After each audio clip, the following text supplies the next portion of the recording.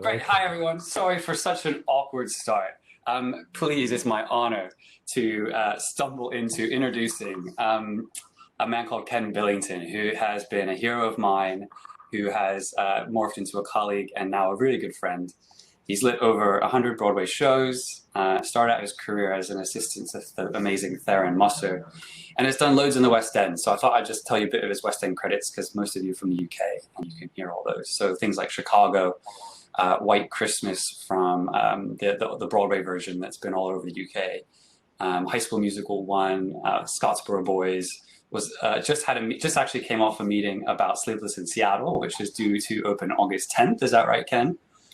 We load in the 10th. We see if it still works on the 10th, and So when Theatreland shut down, you were in a dress rehearsal, right, here in London? Yeah, we were in tech. Scene 1 was beautifully done. So the 25 light cues were amazing, and then we went to the pub and went home, and that was that.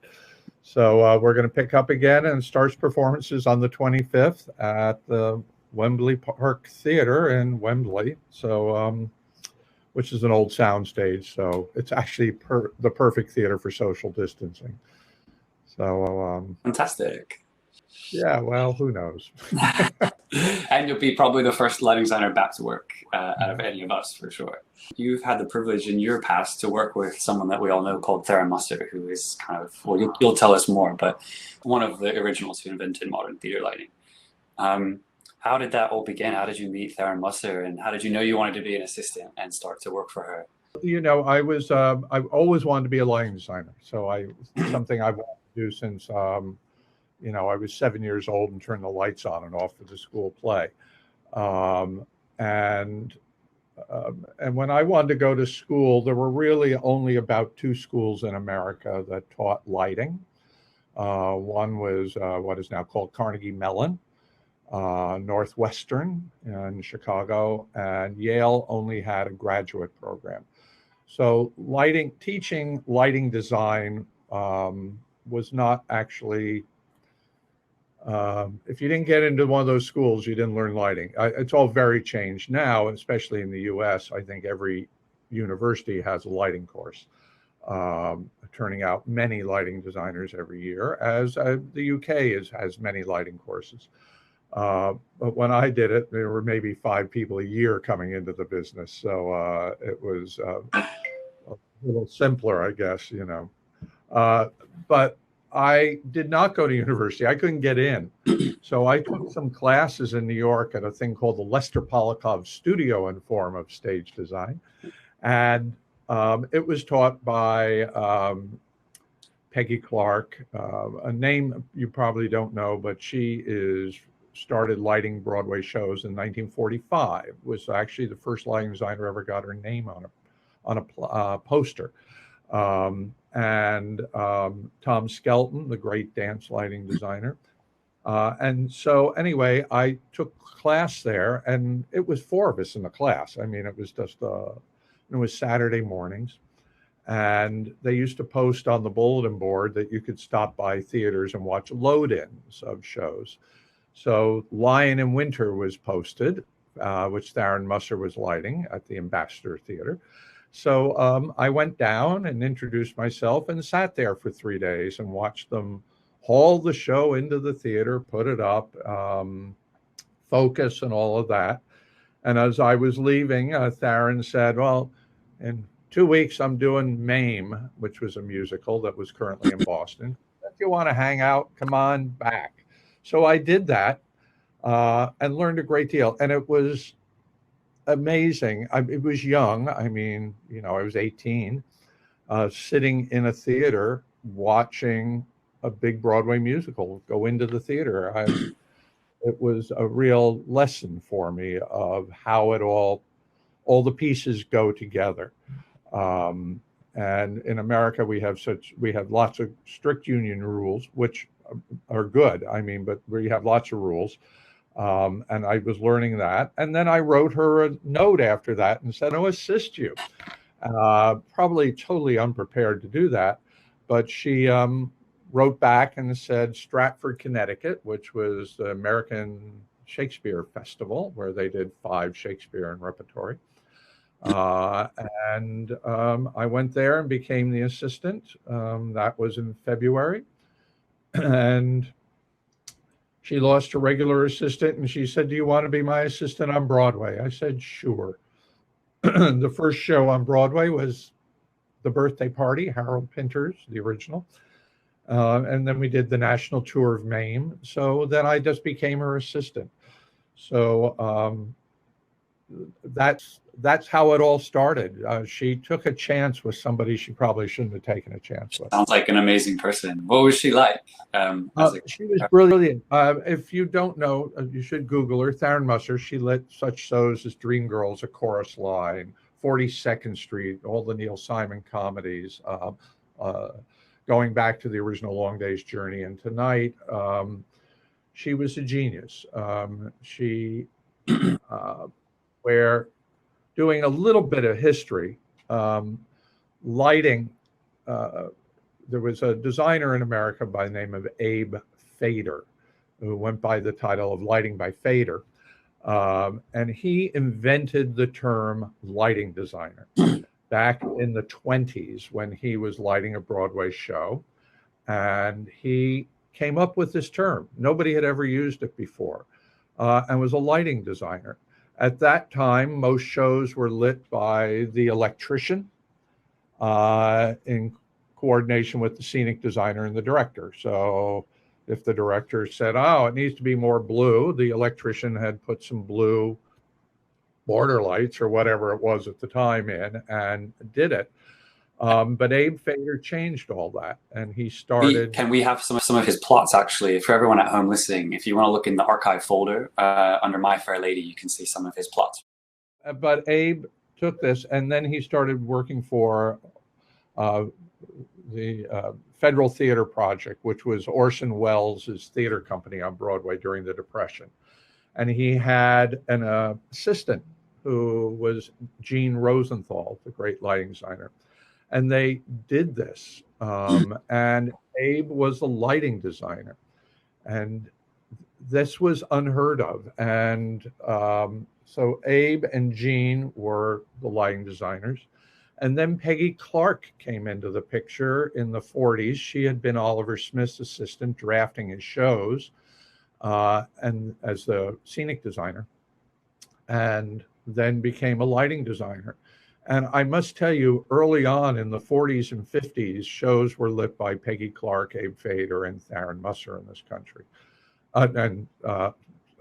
Peggy Clark, Abe Fader, and Gene Rosenthal. So that was where we got started. And we owe actually probably our careers to Abe Fader starting all of this and making directors aware of there was an artist in the room, not a technician. And he did great art. If anybody is interested in this history, and then we can get off of it, there is a podcast called In One, the Podcast, which I think, Tim, you can probably get onto the website. Yeah. And I had done an interview with Peggy Clark, Abe Fader, Tharon Musser, myself, and Jeff Davis. I moderated. It's number 75 on those podcasts. It's about 90 minutes, and you will hear the history of lighting. It is pretty amazing. But that is where that came from. Ken, listen, some of the stuff you've given us, I asked you if you could go dig in your basement and find us some really great examples of lighting plans. Can we ask, was some of your responsibilities with Tharon to draw these lighting plans for her, or would she do that all by herself? With Tharon, she drew the light plot. That we did all the record keeping. So I did all the record keeping. I did the focus charts. I had to copy the track sheets, which were, because it was all manual operation. I kept track of the follow spots. I updated everything every day. I was in the theater. I was doing work notes, getting the coffee, but I did not do the drafting. She felt she could do that. But, you know, The interesting part, and if you go, you can find a light plot for the Fig Leaves Are Yeah, Falling. I'm going to ask you about. It's in your Dropbox, Yeah, it's called Fig Leaves Are Falling Light Plot, 1968. I honestly went to my basement a couple of weeks ago and found this. Now you're going to look at that and say, "Oh, it's quaint and small." Just know this was a major Broadway musical. Yes, it only ran 4 performances because it wasn't very good. But this was a major musical with as A team as you could get. It was directed by George Abbott, who invented the musical comedy. Bill and Gene Eckert did the scenery. Bob McIntosh the clothes. Tharon lit it. It was starred Dorothy Loudon, 10 years before she won the Tony for playing Miss Hannigan and Annie. And if you look at this plot, you'll see the simplicity. Backlight was strip lights. You'll see par 56 strip lights there. And must be doing scenery and drops, so some of it, or is it all backlight? It was everything. It's probably a hanging schedule over on the side. There were portals, drops. There were drops. Mm-hmm. There were units. Yeah. Great psych. And this was the light plot for a big things didn't cost multi-million dollars now. And, I think this was probably $350,000 in those days, which today would translate to $10 million to do this show. Also in there, you will find a hookup. And when you look at that, you have to remember that in those days, everything was manually operated, where Broadway stayed with piano resistance dimmers, and there was no equipment. Broadway never had equipment in the theater, so equipment was always hired in. Everything, including the controls, and the control would be a board. But if you look at the hookup, and if you look at Circuit 1, it was 3 10 by 14,000 watt Lecos. The rough focus was area 1, and the color 517, by the way, is cinemoid for those who remember quaint plastic. And you had to have 3,000 watts because that's what you needed to take the resistance dimmer out. If you didn't load it up, it would fade out. So if you go down to 5, that is an area, but it's 2 lamps from the box left and 2 lamps from the box right. That would fade out. Yeah, unit 7, 8, 1, and 2, right? So that it's 4 lights. So there was, in your thought of when you laid out the show, you would have whatever boards 1 and 2 are, which is dimmers 1 through 28, were run by one operator, 1 through 14 on his left, 15 through 28 on his right, and he stood in between. So it was part of my job is to figure out how they worked all this. We had to think about the hookup a great deal before you could even go in and light a show. So the area lights were basically on we call them the front boards. That would be the front man. There were 6 boards. That would be 3 men. The middle boards were usually side light and pipe ends. The back boards, which were 5 and 6, would be the psych and big wattage, 5,000 watt stuff. And everyone at home is super clear. Ken, you are talking about actual human beings pulling levers to turn each one of the circuits on and off on a fly floor or backstage somewhere, and your job is to work out how you can get what lights on and in what amount of time.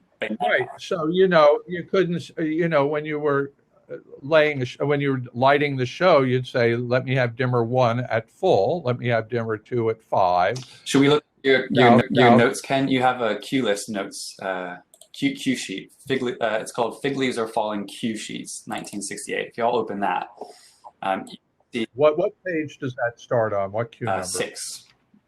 So these are Ken's original notes from Light Show with Tharon. So this thing. So if you look at the top of it, it says Q. I'm sitting next to Tharon. You have to remember there's no computer. There's me. And there's three guys backstage sweating in their t-shirts in an oven between these resistance dimmers, manually operating the lighting.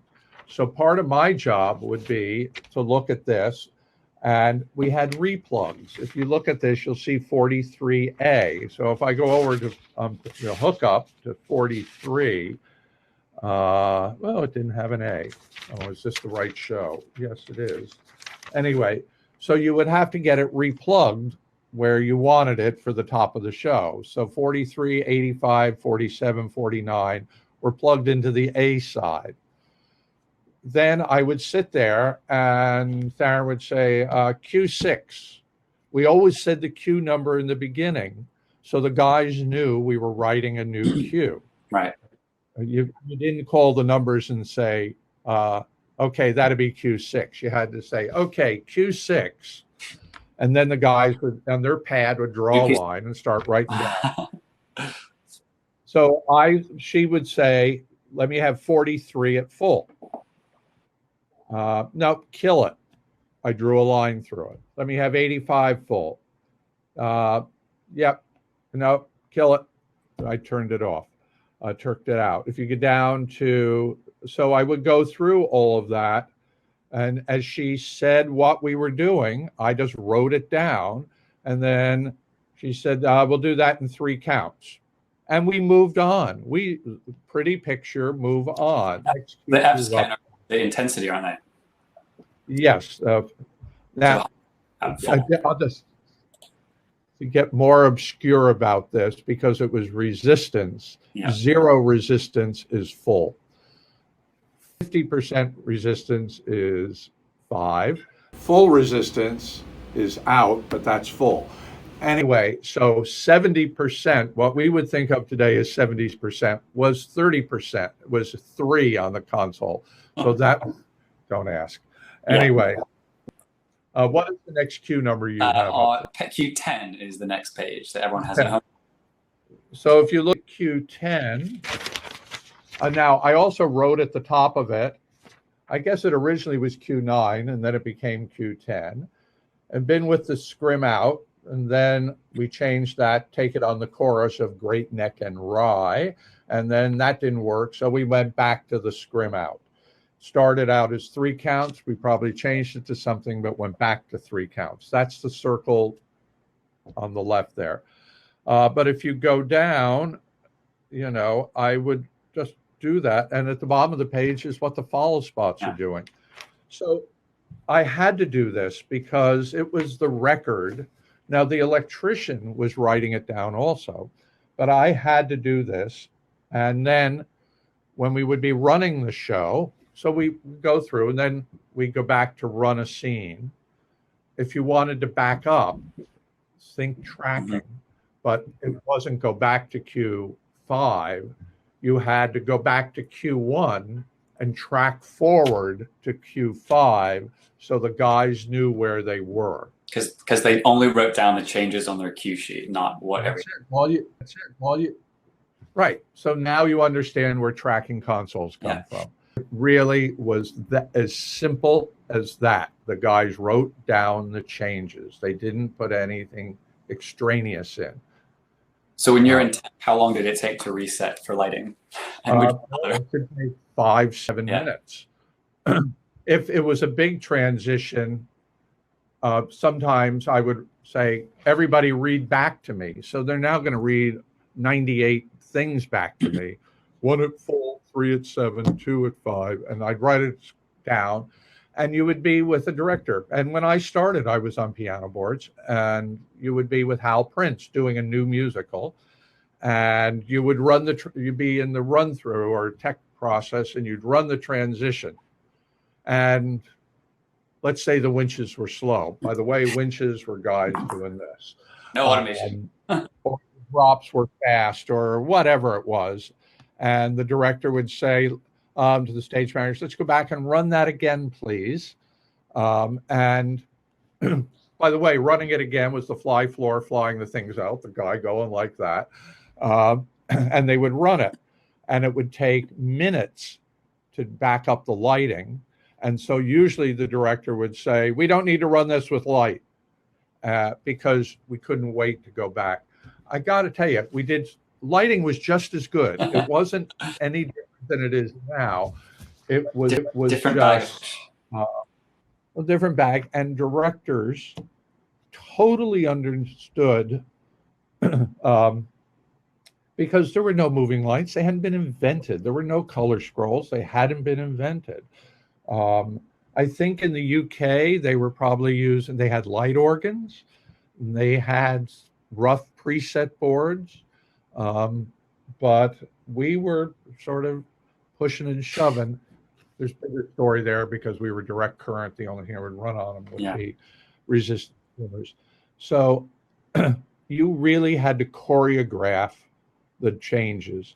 And it was as simple as if you wanted to bump a show between red and blue, you had a guy with two hands. So you put the red in his left, you put the blue in his right, and he could go boom, boom, boom, boom, boom. But if you had the red here and some blue there, and it was multiple handles, he couldn't do it. So you had to lay your show out knowing how it would operate. Yeah. That this is how it is going to happen. It was all very interesting. Without the assistant, nobody was keeping track of that. Because Tharon was art, and you were figuring out how to make it work. She was saying, put one at full, and I was writing it down. The electricians were writing it down, and then I was the follow spots. I would talk spots. She would talk follow spots, but the spot operators in that era were artists. They went to the rehearsal hall. They saw 2 or 3 rehearsals. They did their own cues. Didn't directors used to actually take follow spots with them from show to show? Yeah. Like Well, George Abbott, the director who went back to the 20s directing musicals and directed up till he was 102 years old on Broadway, had his own follow spot operator. And whatever musical George Abbott did, he took his head follow spot with him.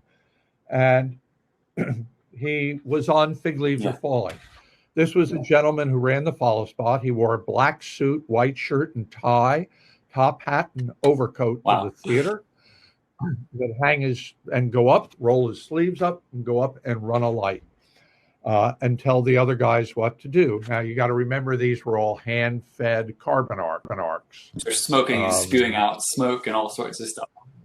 Smoking and spewing out, and it basically was 2 carbons and a they lens. have to throughout the night, right? Because it's burning. So trimming it every 15 seconds, while they're following and telling everybody else what to do. But George Abbott, since he came from an era before lighting designers, he would. I was sitting there. I totally remember this. Harry was the follow spot operator, and George Abbott standing in the front row of the theater, turning around, looking to the booth, screaming at the top of his lungs, "Harry, pick her up on her entrance." Then you hear out of the booth, "We only got 3 lights. Who do you want in the dark?" And he'd say, "All right." And then he'd put 2 people together and say, "There." And we'd go on. The lighting designer had very little to do with it. We could put it in this pink. But that's how follow spot operators in that era worked. They knew their show. I just had to keep track. One of the other documents we have here, Ken, from you is the Applause follow spot sheet from 1970, which I think are your rough notes on all of that. You were the assistant. And so Tharon, right? Yeah, it was Tharon's show, and it was just keeping track because the big thing we've left out of all this, which we'll get to probably now, is shows went on the road, and shows go on the road every place. It's not unusual. In the United States, it's a very big place. In the UK, you can take a train in a day any place. In America, if the show's 3,000 miles away on the West Coast, you're not there. So we had to write down all this information for continuation, for road companies, for whatever. So I did write all the follow spot stuff down. I think this is my rough. I did make proper sheets after this, but everybody knew it. I just had to get a rough so I could get it out when we did the road company. But the other thing we did was, is this a good time to go to Yes, focus please. chart? Everyone else, in your folder of goodies, you've got House of Flowers focus charts, which is how you were able to replicate shows everywhere. You can see there's a cover chart, right, Ken? Important.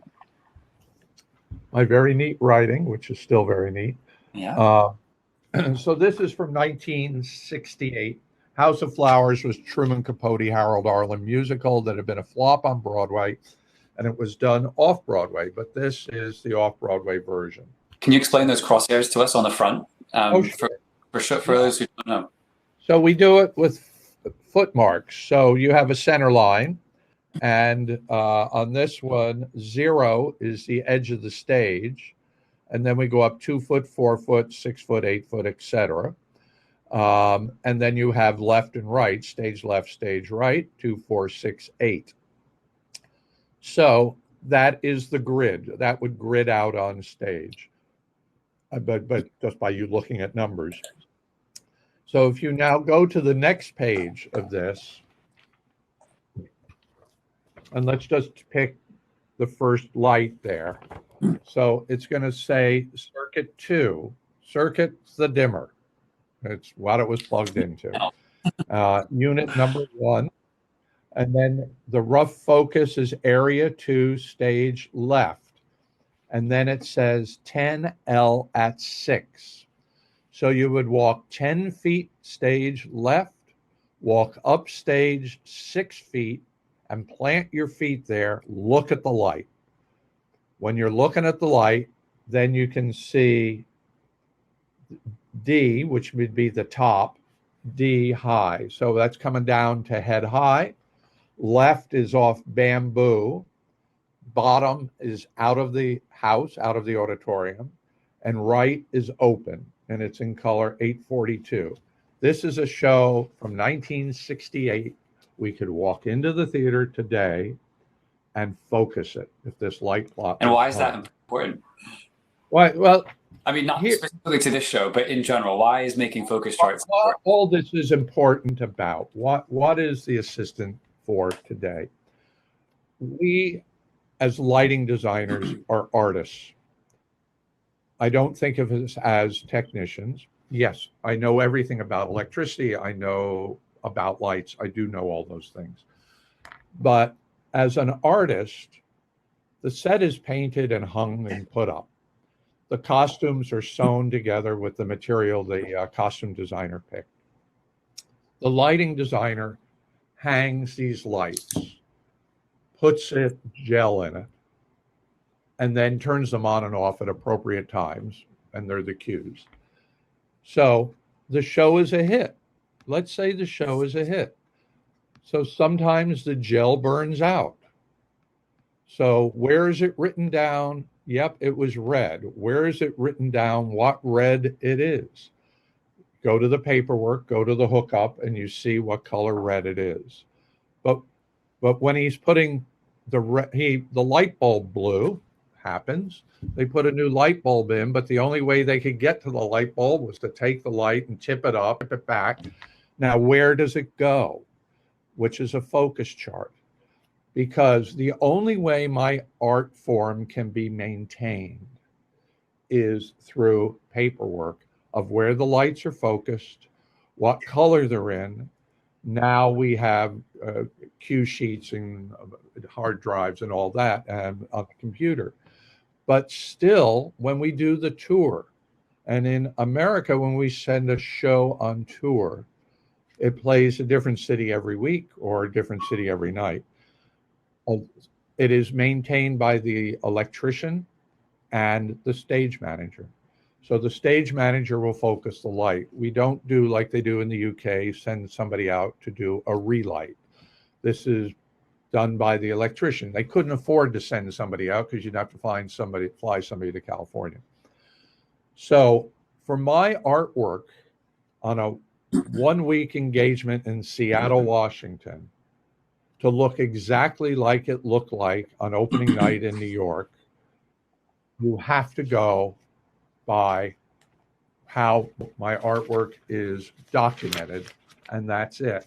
And if the stage manager and the electrician do what we wrote down in the focus charts, the show will look the same. Now we have added moving lights. Moving lights we document now, and that has become more sophisticated over the time. But guys, I'm an artist.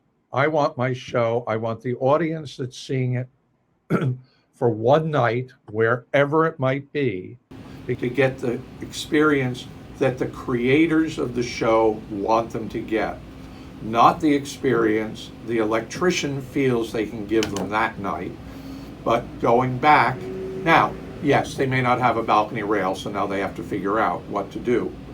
But so this paperwork is crucial to keeping your art form alive and going forward. And it's name on the front of the theater, and that's how you protect it and guarantee. Yes, absolutely. Look at Chicago. They gave me a Tony Award for Chicago. I've done it all over the world for 23 years. You can go see Chicago in any city in the world because we've done all of them. It is the same set, same costumes, same orchestration, same direction, choreography, and yes, the same lighting. There are versions that's been cut down, but as a normal theater goer, you would sit in that theater, it would look exactly the same. It wouldn't be, red backlights, but, it would be whatever I created in New York, and that goes with the show. We're just as an important clog in the wheel of creating a show as the authors, as the director, as the scenic designer. Everybody there is just as important. It's easy to haul a drop out and hang it up because they checked it in the shop and it was painted properly. But, it's the same thing. Who's maintaining the direction and the choreography? And they have resident directors or the stage manager who does that. So the assistant/associate, the person working under the lighting designer, is really my right arm, because I'm looking at the stage. They hire me to look at the stage and to make it look good and to do what our concept and our thoughts were and what our vision and they bring that to life or help bring that to life. And when you look at a magic sheet and you say put one at full and record that as Q1. But then I might say, what's wrong with the psych? And then my associate will run up on stage if they're really good and go back there and see they've stacked scenery or props on top of the ground row and then deal with getting the scenery and the props moved off of the ground row as opposed to put out the fire or having the psych look bad. So I am not actually having to run on stage to say, find the carpenters, hey guys, you can't do that. Oh, we didn't know. Well, they're only there for scene one. Oh, it's not used in scene one, but it has to be whatever. So Ken, listen, you're associate to Tharon Musser for a long time, and now you grow into being a designer. Tell us about that transition. How did you go from assistant to designer? Well, it was interesting. I was a kid, I was 19 years old, assisting on Broadway. Pretty cool. Knowing everybody, hanging out in all the theater hangouts, doing big musicals. I think I did 25 shows as an assistant. The term associate didn't exist.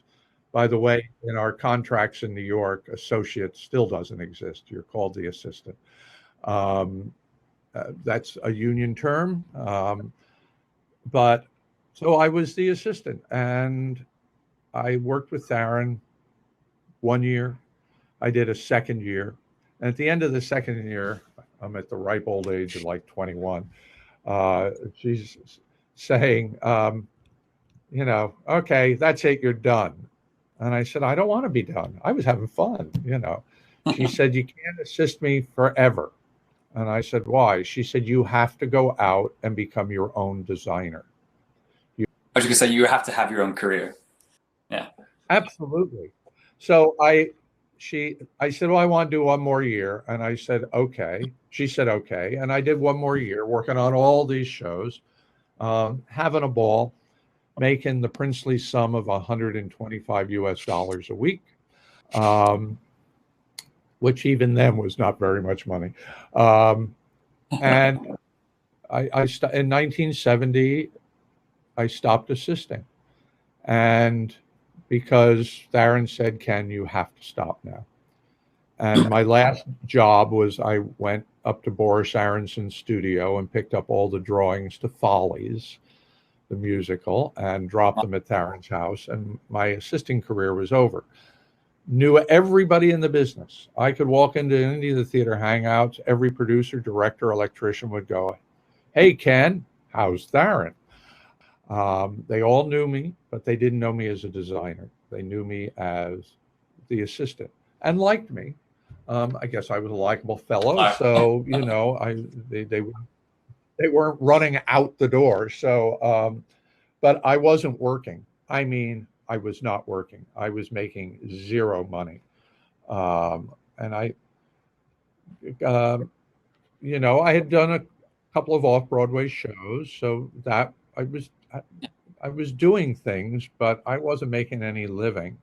And I got a job as a projectionist in a movie theater, unspooling films, and it was called the Movie Musical, double headers of old movies, of musicals. This is before video and all that. So if you wanted to see the original Showboat, you had to go to a movie theater. And anyway, so I did that for a year, and then got called off to do a couple of things. And then Tharon recommended me to do some what we would call off Broadway, which you would call fringe shows that were actually pretty good, but they were done for the New Phoenix Repertory Company, and I lit them. Tharon lit their Broadway season, and then in 1973, she couldn't do their Broadway season, and she said, Ken, why don't you, said to them, you like Ken, why doesn't he light it? So my first Broadway show by my own self was a play called The Visit by Tharon Musser, directed by Harold Prince, and it was in repertory on Broadway. I did it. I got a Tony nomination because I guess I did a good job dealing with repertory on Broadway on my first time out. And, I did 20 Hal Prince shows total, 21, I think. And my career took off. Yes, there were some lean years where I was really going show to show, but but all that training I had received as an assistant of watching a great lighting designer. And by the way, in that time, I worked for some other people who were not necessarily great lighting designers. I watched, I listened, I learned, I saw what they did wrong. I saw what they did right. Mm-hmm. I parked it all up here someplace. So I could understand what the artist I'm working for, how they're creating this. By the way, I knew my days were over. I knew they were over when Tharon was lighting Applause. And I'm sitting there and she's turning lights on and off. And she gets it, and I said, oh, it just should be the blue backlight. That's when I said, no, for me, it should be the blue backlight. For Tharon, it should be whatever it is. So you know what? I can't be an assistant anymore because, and it wasn't that I didn't give us notes, never usually during the cue, unless she'd say, what the hell is on over there? And I'd say, whatever it was. But sometimes at dinner, I'd say, should the site be something? But I mean, we would talk about it, but I never, in the heat of lighting, would I lean over and say, why don't you turn on the blue backlight? So it, what I did is I also learned from Tharon. She never lost her temper. She never got angry. She never blew her top. She never threw things. She never cried. She never tipped over the production table. I mean, she said to me, "If you're going to get mad, go home and kick the dog. Don't don't don't do anything here." Um, so, and once we were doing, maybe it was The Fig Leaves Are Falling, and we were in Philadelphia, and the first electric was hung wrong. It was plugged wrong. It was, who knows? It was a mess. Whether the electrician is screwed up or the locals had screwed up or the shop, I can't tell you, but nothing was working. And Tharon, we were slamming along the first, well, we weren't slamming along. We were barely across the first electric. And she was getting madder and madder and madder. And I could see that she was getting angry because she was getting short. Over here. And the light would be put there. And then nobody heard this except me. She put all her papers, she handed them to me and said, here.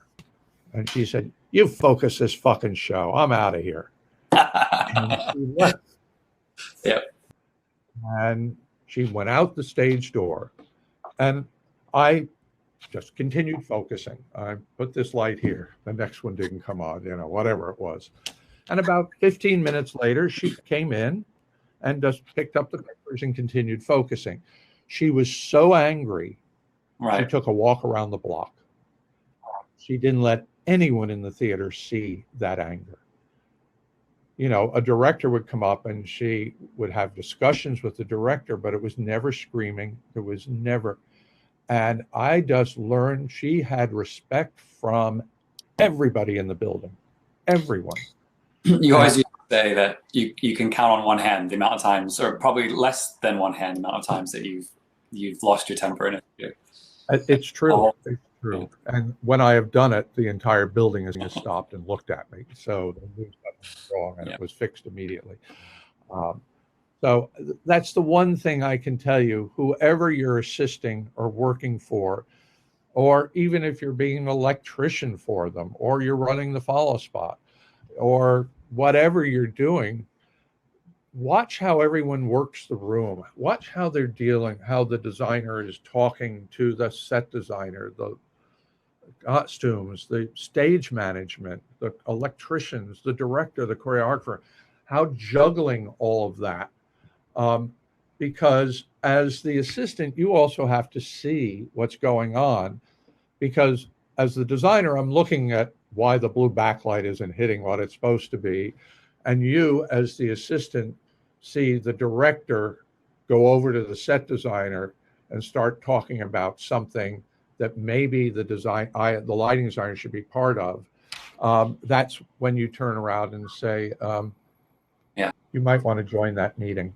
And you get to leave the table and go down there. Fight your corner. So, by the way, nobody was trying to undermine you. Nobody was trying to do anything. It probably just saved time for you to find out they were thinking maybe of cutting the drop. So you have to know the room. You have to understand how it works. You also have to, so you can be the eyes and ears for the designer. Just looking that's great. And it's great. That's great advice for anyone who wants to be an assistant. And it's been so fantastic to hear from Ken Billington, the assistant. But now I want to go talk to Ken Billington, the lighting designer. Sorry. I'm going to say one more thing about the assistant.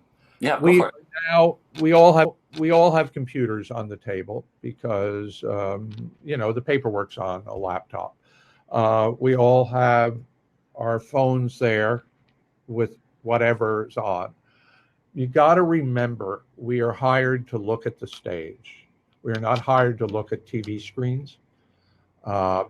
We do have our monitors up with the information of the cues or the magic sheets or whatever stuff we have.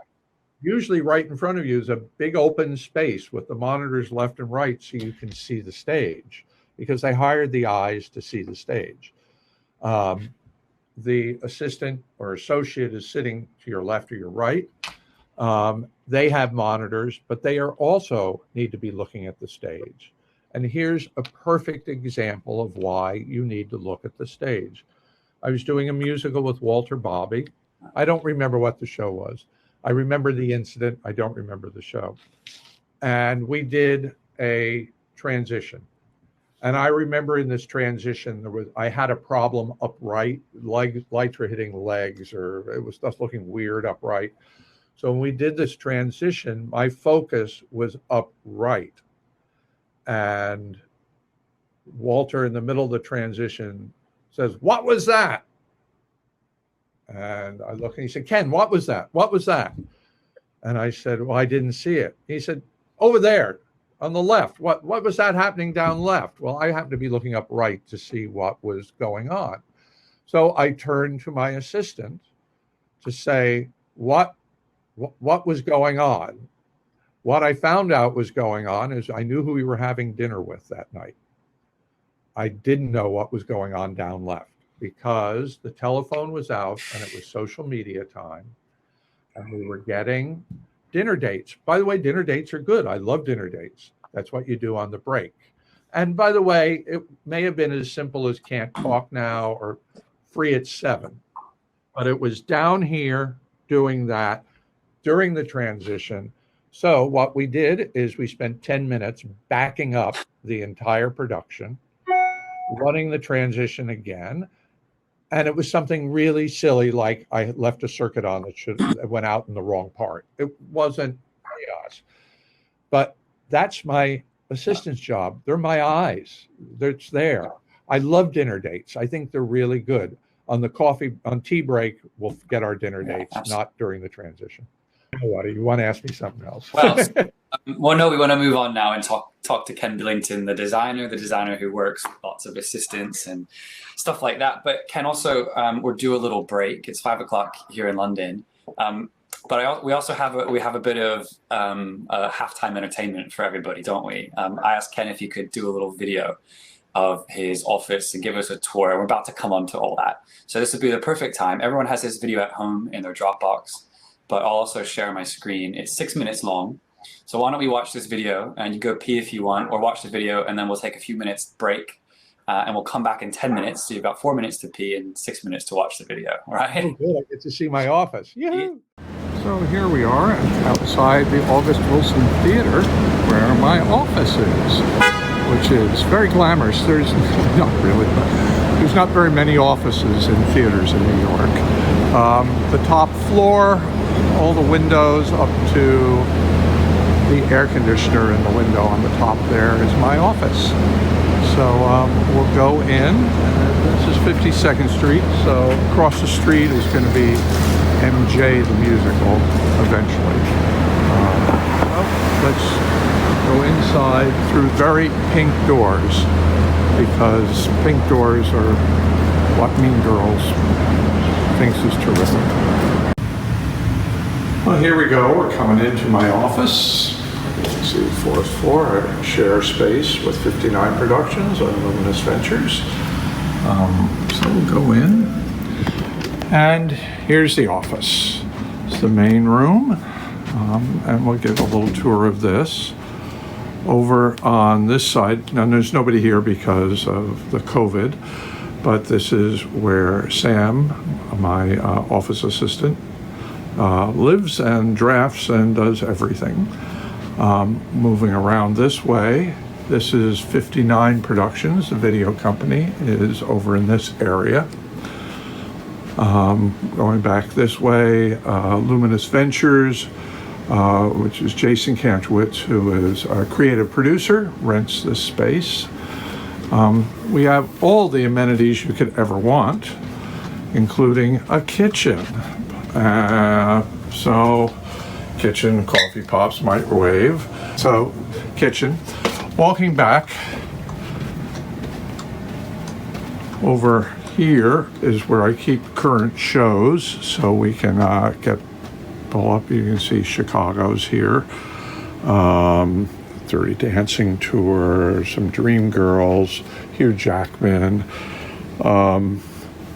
Shows that are done quite a bit. Then you'll see things I do all the time, like West Side Story, Sweeney Todd. I do them quite a bit. So continuing on, there's a conference room, which is lovely for meetings. No more room for posters, so I haven't framed any in a few years, so it looks like my career ended a long time ago. This is my favorite, you'll love this, is when shows close, I have them grab the gobos from the moving lights because, well, they're expensive and sometimes we do freebies. So we have many boxes of gobos, mostly for VL3000s, so that makes it not so useful anymore. Continuing back, this is another space. This is available if anybody wants to rent it. It's a small little office. At the moment, we use it for programming on our Ion. Continuing on, we have a printing room, so it's the plotter and the printers and just stuff you need to put on shows. And then we go into my office, and believe it or not, I still work at a drafting table because I lay shows out that way. Flat files for the drawings in my office. Again, and my business manager is up here. And a better view of the theater. And looking back at my desk. So that's what it all is. I'm going to do another quick video upstairs and show you the storage room. So this is the storage room, which is on the 5th floor. These boxes, which go 3 deep, are the records on every show I have ever done. It is hookups, cue sheets, scripts, even some that never happened. And they're all script archive right there. You can see it. Goes back a lot of years. It's complicated when we need to pull things out. It's a lot of work. And then we go over here and you can see all these tubes, floor to ceiling. That's the scenic drawings and light plots well, it's the scenic drawings for everything I've ever done. And it is the light plots for shows before we were electronic. The ones that are electronic have been reduced and put into the other files. So again, you can cross-reference all these, doesn't say what they are.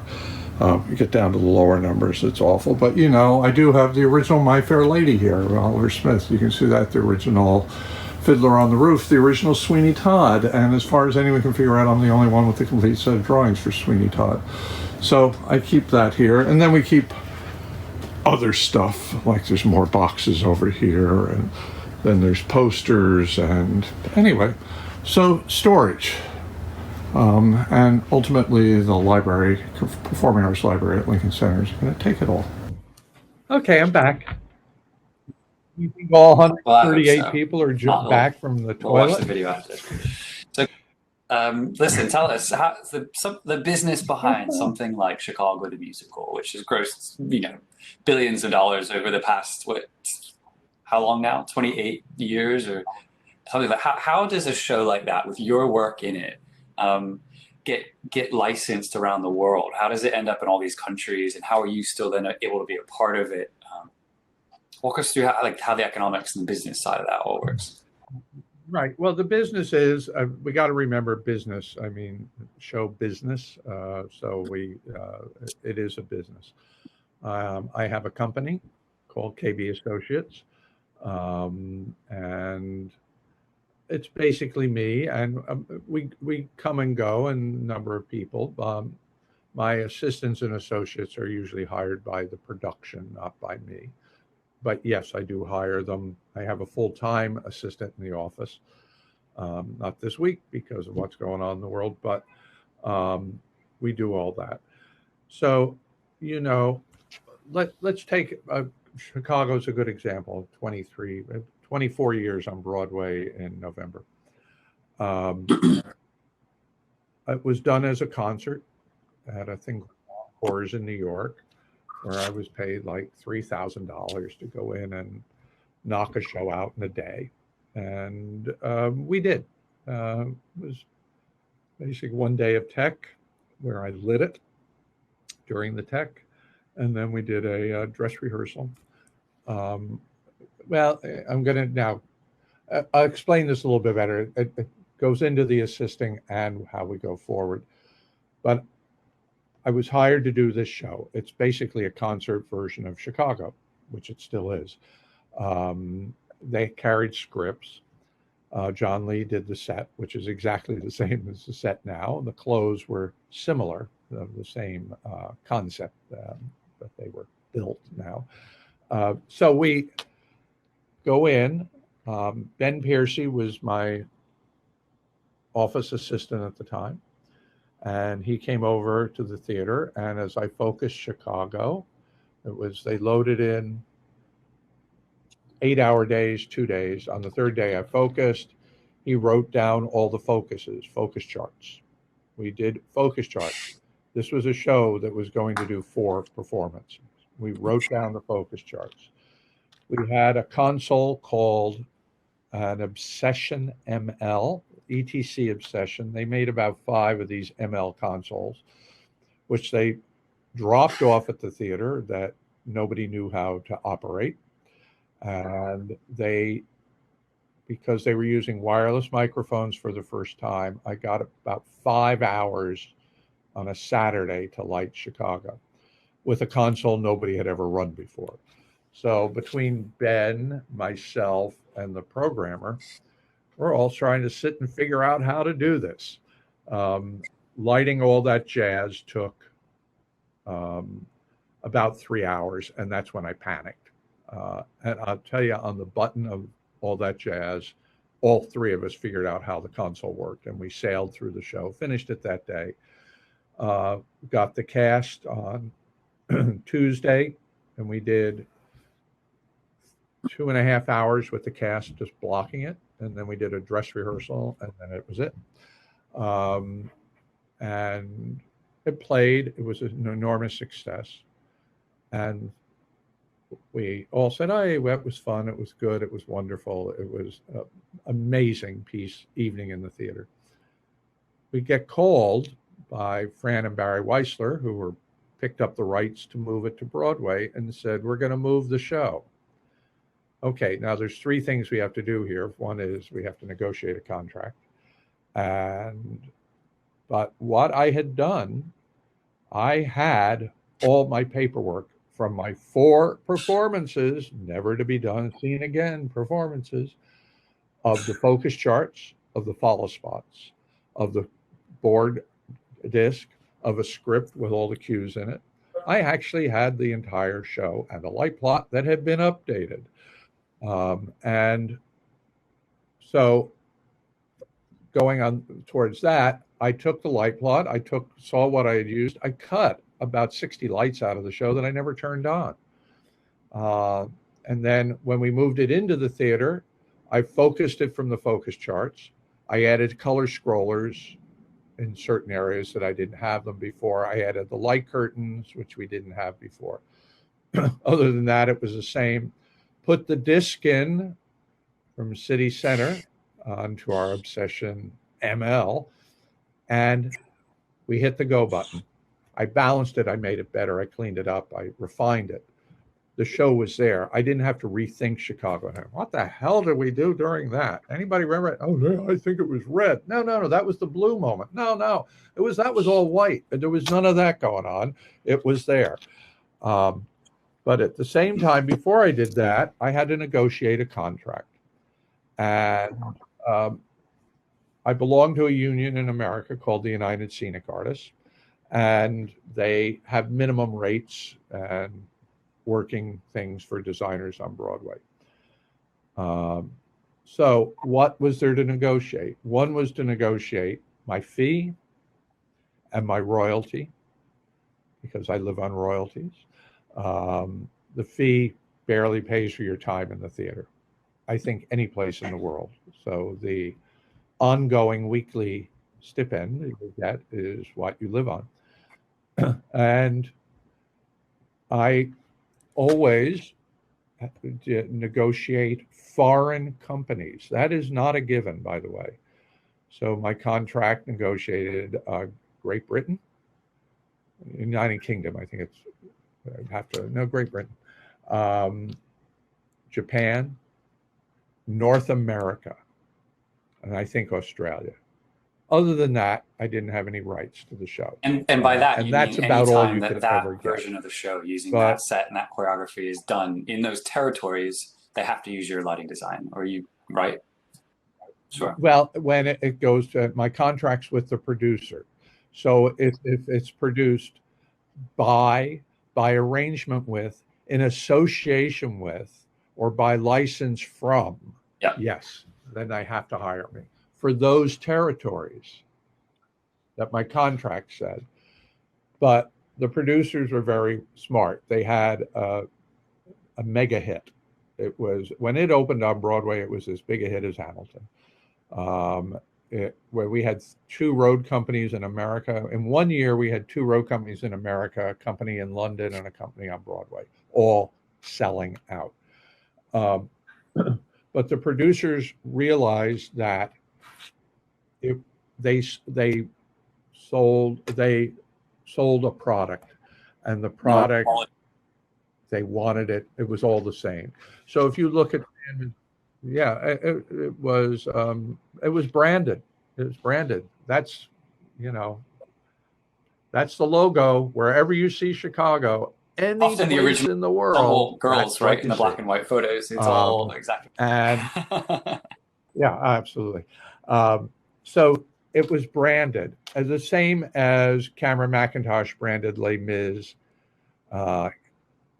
Cats, and Lloyd Webber did Cats, and Phantom of the Opera, because there's a brand. So you don't want to they bought the show, it's shake up that brand too much. So if you want to do it in South Africa, you have to get the rights from the producers in New York. And the producers in New York want that brand to carry forward. So if you want to be the producer to produce it in South Africa or in Brazil or France or Finland, wherever it might be, you have to do this production. And that includes direction, choreography, sets, lights, costumes, and sound. So, and then you've got to roll out a few of these things at one time, because it's not up to you where these shows happen. They're just happening everywhere. You've got a hit on your hands. You're hiring assistants and associates. How do you manage that in your office? Where does that? Well, for years, when it first opened, we were also supervising a show called Riverdance. Rupert Murray had done it was a lighting designer in Ireland, and when it came to America, they needed our expertise of how to tour a show into a different theater every week or every night. And they were going into Radio City to start, so we came on. So Ben went over to Riverdance. John McKernan came on to Chicago, and McKernan did UK, the US tours. But then we started going further, and then I had an office assistant who moved up by the name of John Kustner, who is now a famous television lighting designer with lots of Emmy Awards and all those things. And he would take care of the day-to-day Chicago. So we're going to Sweden. So we would get the drawings, we would look at it, he would lay it out. He would go, put the set in, put the lights in, figure it out. Then we'd look at it. He would take the day-to-day things. He would put all the paperwork together. I would be involved. I would look at everything, but he was talking to the electrician. He was talking to the the hire company, oh, you really need source fours? Yeah, we do. Well, we got lots of, you know, Needheimers. Well, no, it was going through all that. And it was on Wybron color changers. Everybody put Wybron color changers. You got to understand, when we did it in the UK, it was the first time source fours had been used. It was the first on Broadway, the first complete source four show. By then when we got to Other Worlds, we were session twos. So but we were a hit. That whatever the show needed, we got. But that John Custner was doing. Then John Custner left me, and John DeMoose joined me. And John DeMoose handled it for about 10 years, maybe more, before he now works for theatrical. He had a family and wanted to stop touring. So anyway, my assistants deal with that. As with any of my shows, the assistant, and I'm really calling them the assistant because that's the person in the office or the person assigned to that show, is dealing with the day-to-day. We'll go over, we need to make light boxes, and we'll talk about the light boxes. We should put the bulbs on 3-inch centers, whatever it might be. Then the assistant goes and creates the light box. Then I look at it and say, that's not going to work. So they are actually doing a lot of the legwork, leaving me free to deal with the artistic. So that's how I know John. John will go out and he'll work with a local assistant like me or someone like that, and they will cue the show. They'll focus the lights, focus the rig, and set it up for you. You'll come in and watch a dress rehearsal, maybe come to the West End if it's important. But then they leave, right? Then as soon as that show, they're done. The show opens, we are done. We leave all this paperwork with the electricians and with the folks at the theater so they can maintain it. And we leave. But we keep doing sometimes multiple at once. We're supposed to be opening a Brazil company this week. I don't think that's not happening. We have a UK tour going out in March. We have Brazil in January. We do 2 or 3 a year. There have been times when we've done 5 a year. I could have my life doing them. So I trust fellows that have been with me, who have been there, who have seen me do it, and then they can then move it. They can then do the. And you also you've had such a strong hand in making sure that it's documented properly, that there isn't really an excuse for them to fuck it up in a way, unless they're a complete idiot, right? No, it's true. I mean, and we back in 1997, we started taking pictures of the moving lights, and we have a Bible of moving lights long before any program showed up, or Rob's or any of those programs. We came up with a way of doing it. John McKernan did. Now, Chicago is 9 lights, 9 moving lights. It's quite simple. By the way, it was a big deal then. 9 Vari-Lights. Whoa. Now, and I had been using moving lights. The first moving lights I ever used on Broadway, I used on a musical called Grind, for at least the week it played. I had Panaspots. I had 4 or 6 Panaspots. This is 1983, 84. I was using moving lights on Broadway. Is this your Bob Fosse story? They weren't invented until 1980.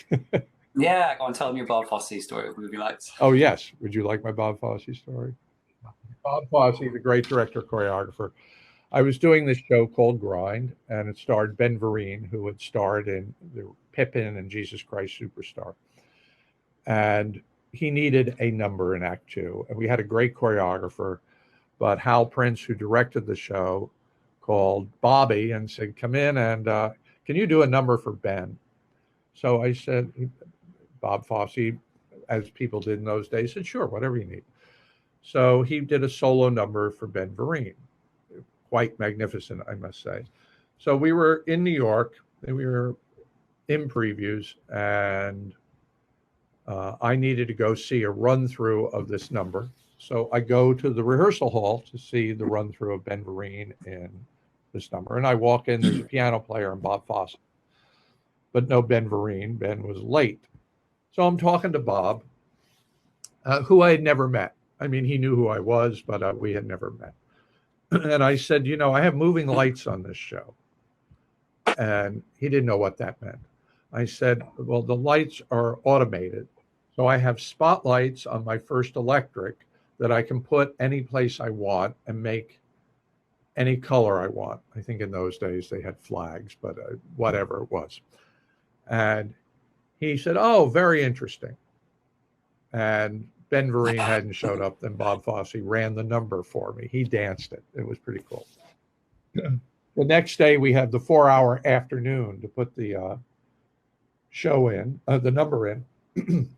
And so he's got Ben on stage, Bob's on stage, and he goes, and he goes out, Ken, I need a special here. And I go, okay. And we turned on a light, moved it over, put it there. The guy went, what's that? And I said, oh, these are the automated lights I were telling you about. Really? Okay.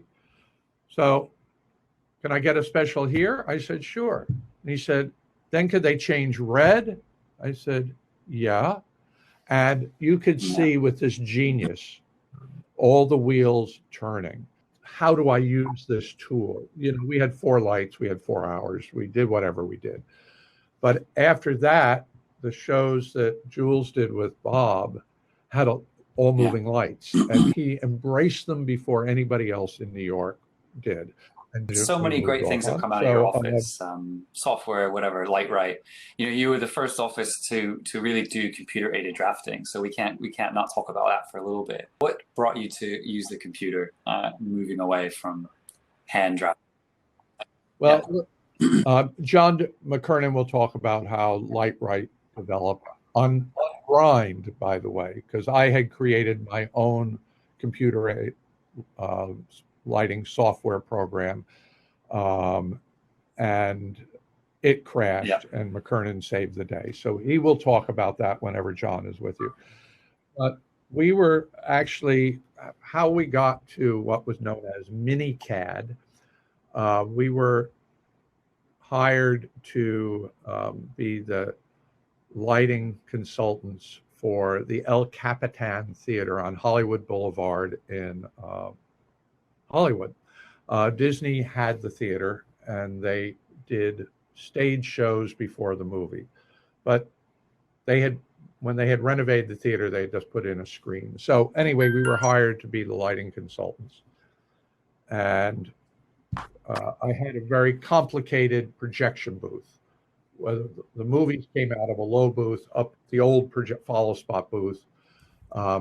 I had to put curtains in. I had to do all this. Anyway, we ended up drafting it 4 times. Ben Piercy had just started to work for me, who is now 59 Productions in the New York division of 59 Productions. But Ben said, we're going to go to MiniCAD. I can't draft this one more time. So we put it in MiniCAD, and I'm sitting there looking how fabulous this drawing is. And I thought, oh, we should start using this for our shows. Well, you got to remember that's easier said than done, because there were no symbols, there was no templates, there was no printer. There's no printer. How to use this product. So what we did is John McKernan, Ben mostly, and McKernan. What my mandate was, I didn't want the light plot to look like it was computer generated. I wanted the producers or anybody would look at it, know that a human being created this light plot. I know that sounds silly now, but nobody had ever done this.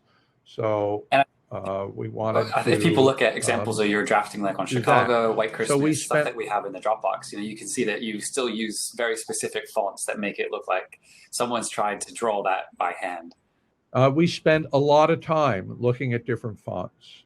And Ben and McKernan coming up with line weights, what's grayed out. Because when you used to draw something by hand, you had to look at the bigger picture, look at this piece of paper and figure out where everything was going. Because if you didn't leave enough room, then you couldn't get all the pipes on. Yep. If you draw it wrong, you either erased it all or you started over. So you had to have a layout of what the piece of paper was going to look like. We did that. The bigger problems, there were no symbols. There were no Lucos, there were no Fresnels, there were no Parheads, there were no booms, there were no truss drawings. And I remember calling ETC and asking for symbols for the source 4, which I got, okay. And then 2 days later, FedEx comes, an envelope that thick with CDs in it. It is how to build a source 4, basically. It is all the drawings of how a source 4 is built. From that, Ben created a symbol. We had to create the symbols. We had to invent this whole form. By the way, AutoCAD existed, used mainly in opera houses because Covent Garden could ship their show to the Met and they were on AutoCAD. AutoCAD was at the time a little complicated. Also, MiniCAD only worked on Macintosh computers. So that we changed the office all over to Macs in those days. But it was interesting. We jumped in feet first and we went for it all the way. And, I was never afraid to be the first person to use something. So we did it, but it was, it's pretty easy now what Vectorworks does. Back then it wasn't. We were inventing what it would do. Do you think anything's been lost over time? We were inventing what it would do. A level of skill or understanding that comes from drawing something by hand? Well, here's what I find, and I find it in my office because it's easy.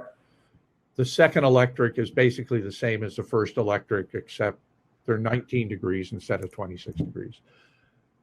You copy the first electric to where the second electric is. And you change all the 26s to 19s, but you forgot to change the numbering. So how a drawing comes out here, I do a yellow skin. You don't have a yellow skin. I didn't give you one, did I? No. Hold on. Okay. I literally just opened a drawer. Yeah. I took a drawing of, there's a ground plan that we printed out, and then I put a yellow piece of trace on top of it, and I go through and I figure out where the lights are and what type they are. Someone will print out for you a computer drawing that is the set design in the theater, and you will, by hand, trace over top of it on a yellow skin, was what you call a yellow skin, where you want lights. Right, absolutely. Then I hook it up. I do the light right after I do that. I then hand it to the draftsman or the draft person, depending who's working on the show and in the office. That is then drafted up, which could be multiple pages or set plans, sections, front of house, whatever it is. When it's done, the assistant then prints it out. We have a plotter in the office, and we look at it and take red pencils and go along and say, all these lights are facing the wrong way. These don't have whatever information. The key is wrong. The title's wrong. The spacing doesn't work for those. So these should be whatever. We go through and we circle everything with red pencil. It is then the assistant takes it back, does more work on it, prints it out again. We look at it, and finally, if we say that's it, then I will call somebody unrelated to the project in the office to look at the drawing, who doesn't know anything about this show. And they will look at the light plot and go, they will find the obvious things like you have the wrong name of the show here. Editor role. The title block's wrong. That we all forgot.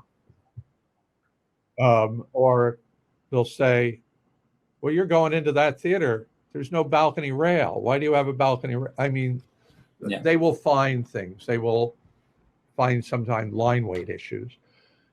Then it is ready to go out without mistakes to be after it's been checked, because we even make mistakes. I find mistakes on Chicago and I go, well, how the hell after 23 years can we have mistakes on Chicago? Any good horror stories about when a drawing went out to get built that was just very wrong and no one caught it? There's always been those stories where the show went out, and yes, I did a show on Broadway. I did a shop order because after I do the light ride, I do the equipment list that goes out. I don't figure cable lengths. I do, and I used to print it out and hand it to the shop, but this was going to PRG. So I did the shop order for this big Broadway musical and sent it out. And the Darren DeVerna, who is running PRG lighting, says, oh, I'm having a lunch with the general manager. And so after lunch, the general manager calls me and said, Ken, whatever you did, thank you. We haven't had a show that cost $1,500 in years. And, no, it should have been $8,000 or $9,000. No. So I called Darren. I said, what did you bid on? He said, what you sent me. Unfortunately, the PDF left off the last 5 pages of the shop. So he bid on like 12 moving lights. I mean, it was, or some leak, it was nothing. It was a blunder. And so things happen when you make that lovely PDF and send it off and they download it and half of it isn't there. Yeah. So I always sort of get involved with the shop because I know what things should cost.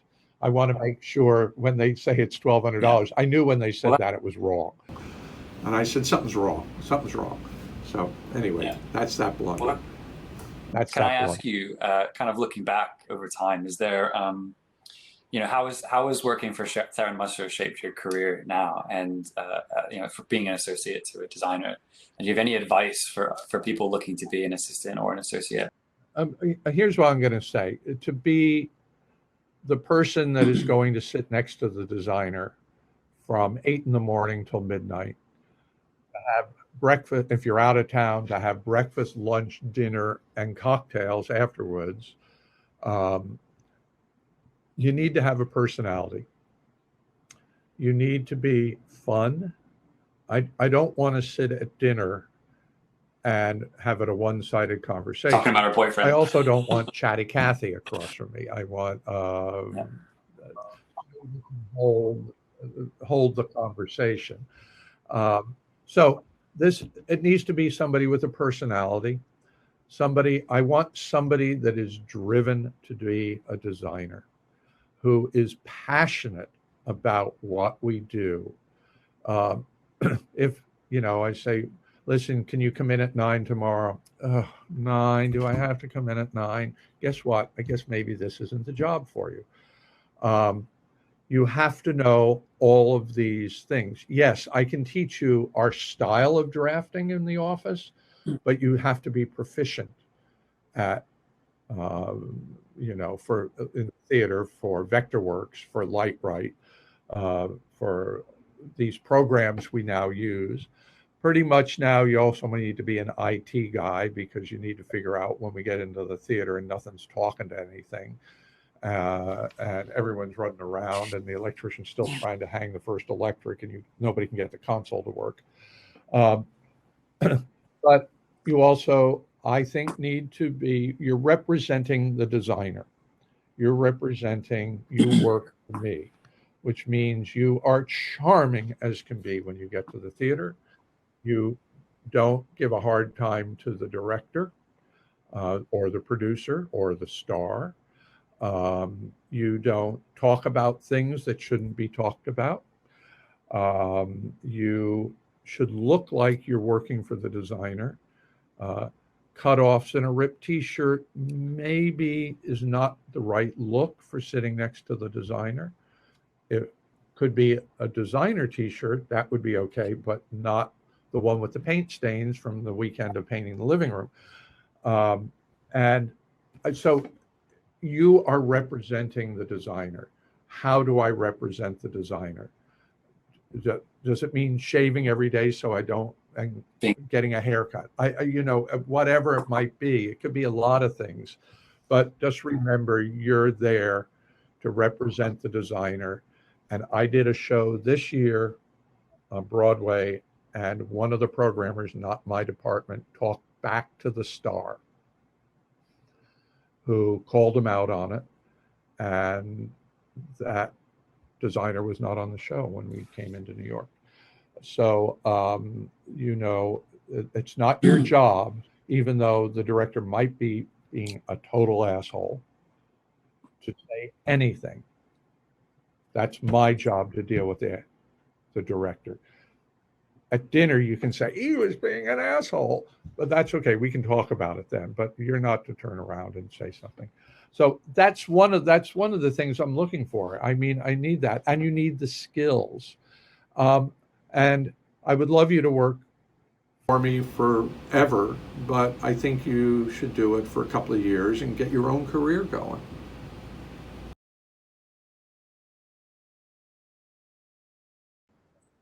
Well, I just got a question. Wait, what are some differences from UK and US ways of working? Um, I don't put anything on the light plot except the lights and where they hang. I don't, and I number them obviously, but I don't put channels. I don't put color. Some of my colleagues in this country do. So that would be one thing. I know there is not as much of an assistant heritage in the UK as there is in the US. Every producer in this country knows there's going to be an assistant or two. It is budgeted. It is in the show budget from the beginning. I know in the UK that sometimes can be a bit of a bummer. It doesn't exist. The general manager, the producer is not budgeting to bring somebody on because the history is not there. Our history in this country has always had an assistant or an associate on the show going back to the early 50s. So we have this history. I think that history is changing in the UK. I think Rob Halliday went with David on Les Mis and things like that started that ball rolling over there. But the UK was more of the electrician moving up to being the electrician and associate. And then, when I did Sweeney Todd originally, Howard Eaton was the electrician and my assistant. So that is the big change, ways of working. We have more unions involved. Our days are longer. We can work 8 a.m. to midnight every day, 7 days a week. Actors work 10 out of 12 hours. So anyway, that would be basic differences. David Burns, as someone who has seen major technological improvements during your time in the industry, what do you think has been the most helpful in the role of the assistant and the role of the designer? I think the lighting console, getting a computer to run the lights has been really the thing that changed everything. We can now fine tune and polish something to death, which is really good. And so I think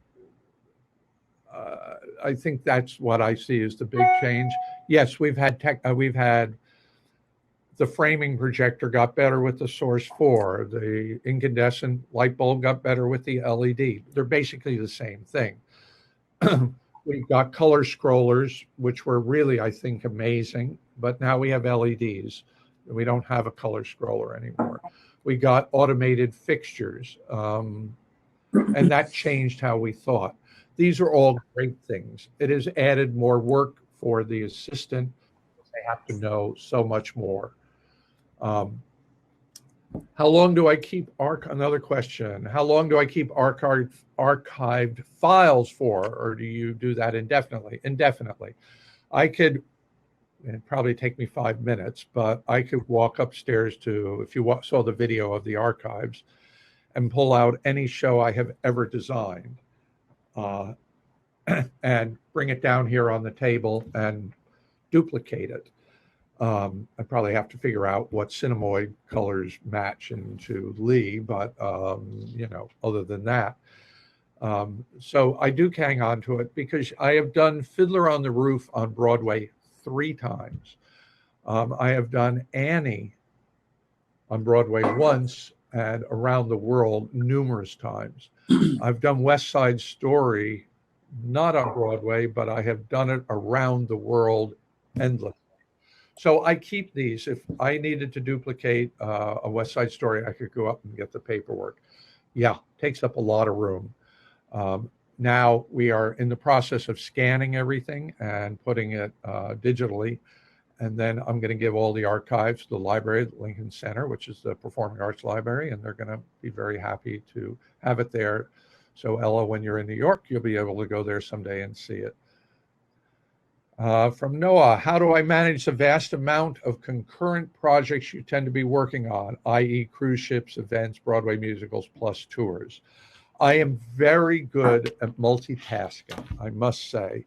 I can be working on a project and somebody will come in and ask me a question on another project. I can answer it and go right back. That's an art. Not everybody can do that. I know designers who can basically do one thing at a time. I am lucky about that. What I have found, if I am doing 2 Broadway shows and a tour all at the same time, I would have a different assistant on each one. So who's ever the associate on the Broadway show is not doing either of the other 2, because I need them totally focused on that project, not worrying about a project that I'm doing down the street. You focus on this. This year I did Chicago. I did 4 Broadway musicals that year. I did Candide, Annie, Chicago, and a flop called Dream. Chicago was earlier, but Annie, Dream, and Candide were all at the same time. That was before cell phones worked very good. I had a pager, and I was literally running between 10 rehearsals up and down the street. It was 2.5 minutes from one theater to the other. And we had all sorts of codes to send me back and forth. Is it the case that shows transferring from the UK to Broadway must use a local assistant associate? What are the union rules surrounding that? Yeah, all designers you can ask Tim this question because he's a UK designer, just transferred a show to Broadway. All designers working on Broadway have to belong to the United Scenic Artists and abide by those rules. You can join, but it's gotten a little bit easier now, now that the Source 4 and the moving lights are basically the same worldwide. Once upon a time when you had PAT 23s and we had 6x12s and you had different Fresnels and CP 62s and we had MFLs, and you needed an assistant to truly pick say, a CP62 is a PAR 64 MFL. That would be doing that work for you. That would say, no, we don't use RE dimmers, we use ETC 96 racks. So they would be doing basically equipment things where they also will know the local work rules. So if you haven't worked in America and you come here to work on Broadway, it's a very specific way of working. So you want an assistant who would be on top of it. Any assistant working on a Broadway show has to be a member of the United Scenic Artists. So the producers will hire a local to take care of it. As in the old days when I would go take a show to the UK, I would use a UK assistant as opposed to bringing one from the US because they knew a lay of the land better than I did. Where are we here? Do you think the union format in the US is better than the lack of union-ish setup in the UK? What I like about the union format, you know what the schedule is. You know you're going to have lunch at 12. You know you're going to have dinner at 6. You know you're not going to work past midnight because it costs a lot of money. You know, and what I like about that is by taking those rules, you can then figure out how long it's really taking you to get a show in and up. They where they'll put up a big musical in the UK with 6 guys. Here it'll be 14, and sometimes they'll come in at 10, and we can't cross lines, so the electricians can't help lift the piano up because it's really heavy and there's not enough folks. I think it's a way of working here that everybody understands. The non-union, though, makes it sometimes a little more laid back when you can get everybody to lift the piano, or everyone to come out and help move the production table, or the carpenters will help the electricians steady the lift to take up a heavy moving light. So I think they have their pros and cons. I grew up in the union. I like the discipline of what the union brings to our day. Nina Field, what advice would you give recent graduates in light of the pandemic crisis, particularly considering your experience with the industry? Good luck. I don't think you can stop. This will all end and your careers will continue. When it will end, who knows? That I think you need to pretend it isn't forever. And by the way, Nina, doing this course today, and if you do all the paperwork that Tim has laid out, I think that's great. That's making you better at this. Other things to do is go out and look at nature, look at sunsets, look at things, become more involved with your surroundings so you know what the world's going to is. So when you get back into the theater, you are ready for it. And as a recent graduate, I really feel for graduates because you have now done all this and you're ready to go and you can't. And so, by the way, take the rest of the summer off, enjoy the summer if you can afford to enjoy the summer. And then you'll jump in with both feet when we can. Because my income on the middle of March went to 0. I don't think this is different than anybody else who's on this call. So I just keep looking at the bright side. I'm not looking at the dark side, but you got a plan that it's going to end.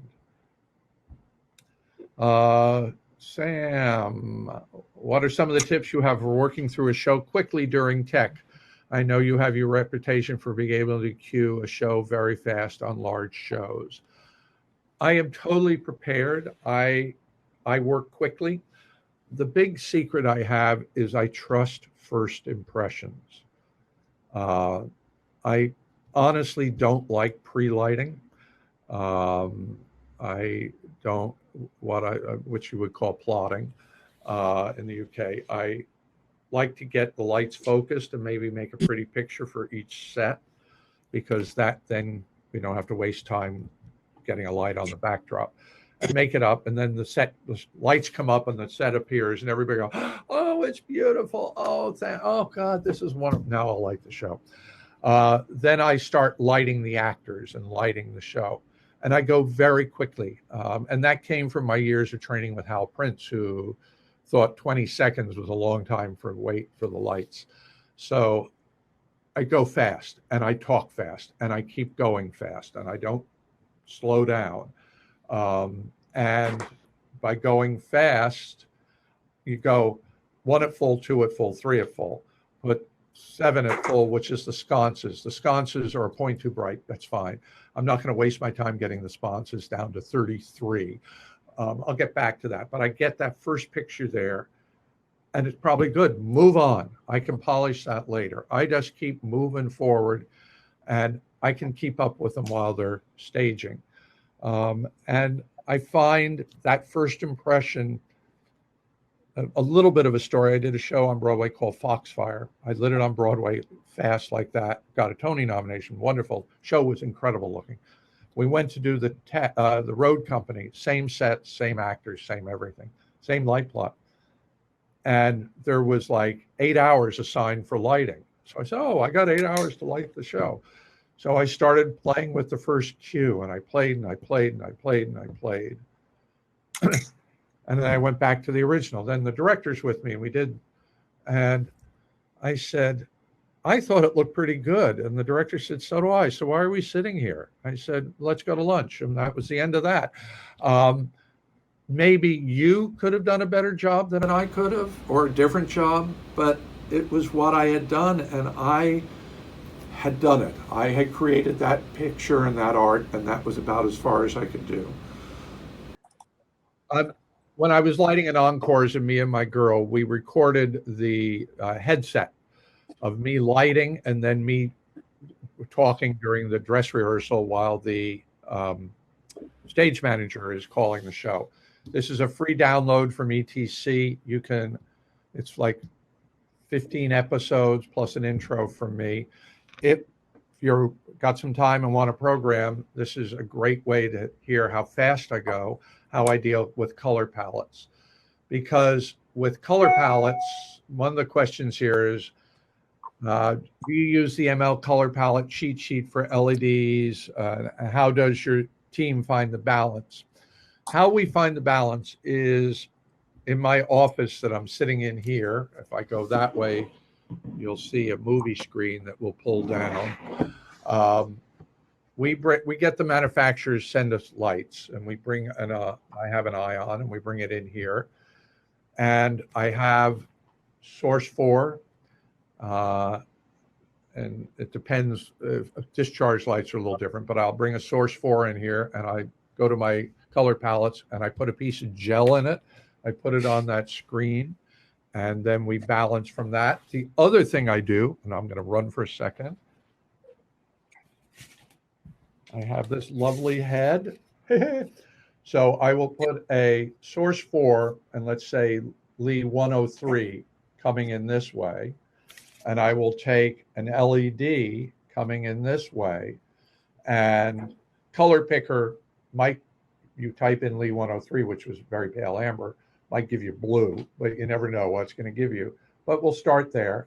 And then we tweak it so on either side of the nose, it looks exactly the same. And then we save that as Lee 103, which is my color palette. 101, if it's incandescent, I will do the same thing with putting that same Lee 103 on a VL3000. And then match whatever light is to it over here. My color library has about 70 or 80 different types of fixtures. Every time a new LED comes out, we have to mix the colors. So we mix the colors here. So from Tom, that's right. Yeah. He says, I call my color palettes. My color palette sheet is in the handouts, right, Tim? Yeah, just look at that, and that's what you would call. So one is Lee 103 in discharge to match the discharge, and 101 is Lee 103 matched incandescent. What would I recommend a graduating high school student who doesn't really like school but desperately wants to get into the industry? So, by the way you're going to become a lighting designer is you're going to light. You have to light. You got to light. I don't care what it is, the puppet theater, the school play, the community players, the backyard. Whatever it is, you have to light because it's the only way you're going to learn what light does, when the light is here, when it's there, what a piece of gel does. You don't have LEDs yet? That's fine. We got a gel book. A gel book is easy. It's free. You can put a gel book on the front of a flashlight and aim it at, an incandescent flashlight. You can aim it at a piece of material and see what that does. You got to keep lighting. Lighting is really half the battle. And then you got to be smart enough to know when it looks good and when it looks bad. And just because you have green from one, purple from the other, and you're doing a pink and blue musical like My Fair Lady, maybe the green and purple isn't really right. Can you keep track of that and put it in the back of your mind saying, oh, that didn't work, we should be going? But you got to do it, and you got to finish school. If you don't finish high school, if you don't want to go to university, that's fine. In this day and age, though, you probably are going to need that education if you're going to come work for me. I don't know. But I would just go out and light it. And don't ever, when you take a gig to light something and they got 24 lights, 2 of which don't work, by the way, and the director asks for something, you can't say, well, if we had equipment that worked, I don't have any equipment that works, and they didn't give me an electrician. Stop. You took the gig. You knew what the gig was when you were walking into the room. You're going to say to the director, that's a very good idea. I have limited equipment. How can we make this work? So you have to go figure out how to become the good guy who's going to light the show, as opposed to sitting there blaming the equipment, blaming the operator, blaming the lack of gel, blaming the lack of budget. Well, the director's got the same problem. He had no money for the actors. He has no money for the scenery. The costumes are coming out of somebody's basement. So you're all in this together, and the director is the person who holds us together. So take all jobs, but if you take them, do them as well as you can. Camilla, a few months ago, I worked with someone who witnessed the intelligent fixtures revolution and has been working with LEDs and intelligent lighting exclusively ever since. Do you use a mixture of halogens and LEDs? I use everything. I find for faces, you need a higher CRI, color rendering index, and that is usually a incandescent fixture. I could use an LED for any of my backlight or side light. If I have a star, if I have Patti LuPone on stage, I don't want everyone to say, why is she green? Maybe I would stick with incandescents out front. Maybe my color wash would be LEDs. I like LED moving lights, and they've gotten pretty good now. They're getting better. Discharge, you go with all the heat problems and lamp replacements. So I'm working with everything. Sleepless, which I'm doing in London in a couple of weeks. I have LED, I have color scrollers because we couldn't afford lusters. So there's lots of color scrollers. I have LED movers. I have discharge movers. I have lots of incandescent. So I have a little bit of it all.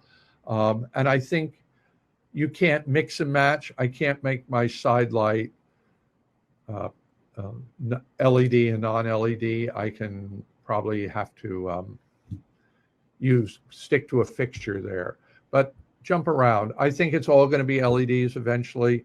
I love what I can do with an incandescent, though LEDs are getting better. The problem with the color rendering, and now they're getting up to the into the mid 90s with color rendering. That's pretty good.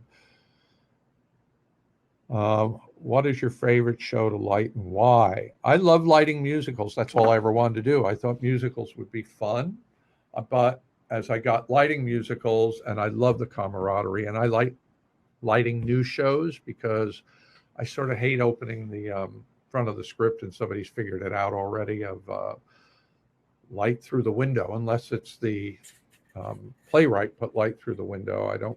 I want to create it. I want to come up with what the show will be.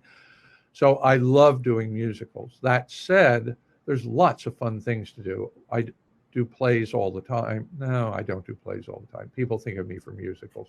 I do plays. They're fun. But when people hire me to do plays, they're musicals masquerading as a play. You know, there's 40 moving lights.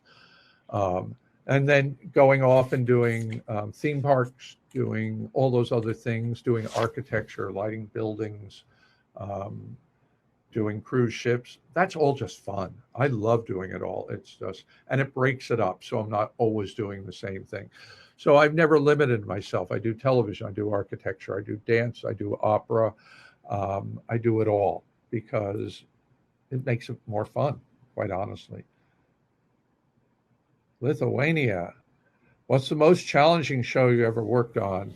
The most challenging show are flops, the ones that are terrible. So usually nobody will ever say they will say the lighting is bad, the costumes are bad, the set's the wrong color, sofas. Sofas. We can change the covering on the sofa 9 times. Everything is all about what, other than what really is the problem, which is that it's not well written, or it's miscast, or maybe the wrong director. So the hard shows, the difficult is when the show doesn't work and everyone is now looking for anything to make it work. So, well, they're not laughing because it's not bright enough. Well, maybe they're not laughing because it's not funny enough. So that would be your challenges. I've had many challenges. Usually on big hits, you don't get challenges other than everyone wants to make it as good as they can. And that's a good challenge. It's stupid challenges that you get on the flops that you then spend days redoing scenes that the term we used to use is rearranging the deck chairs on the Titanic because it's going to go down anyway. Do you change your style based on the director? Asks Mary. Yeah. Oh, absolutely. I don't know if I change my style, but I'll read a play, and if the play sounds like it's very stark, requires no color, then maybe it's an open white or Lee 203, Lee 200 show. I will, directors know what they're getting when they talk to me. So I will change my style? Probably not totally my style. I will listen to the director's concept. And if he says, oh, I see it as all shafts and shadow, and I saw it as shafty and maybe not quite as much shadow, well, I'll work within that range because, ultimately the director is the boss. Yes, the producer pays me, but the director is who I work for. So do you change your style based on the director? I think we come together and to do the show properly. From Bridget, Tharon Musser is infamous for changing lighting design on Broadway with the chorus line. Well, I think Richard Winkler was her assistant in '75. I imagine you were still connected to Tharon Musser throughout that period. Since you explained it was the assistant's job to figure out manual dimmer operation, I'd love to hear the story surrounding chorus line. When Tharon did a chorus line, she had an EDI memory console that was designed and built for a chorus line. When it had been done off Broadway, where it started, it was done on a 5 or 10 scene preset board with multiple people presetting. When it moved to Broadway, it went to the memory board, and that actually did change the theater. And by the way, nobody knew how it was going to work. It was manual operation. You still ran the fader in 3 counts. And also it didn't always work. So somebody like Richard, with the electrician, Richard Winkler, the associate, figured out how to manually run the show when the console didn't work. And I did a chorus line a couple of years ago at Encores, based it on Tharon's, and Natasha, who had done the last Broadway revival, brought it she gave me all her paperwork, and I looked at it, and it was great. It had things I just couldn't do at Encore. So I took Tharon's original light plot and color list and recreated it using source fours and matching gel to the Cinemoid and the Roscolar, which is something you don't know. So it was a fun way for me to reconnect to Tharon. And actually, I didn't like the show. I reproduced the show.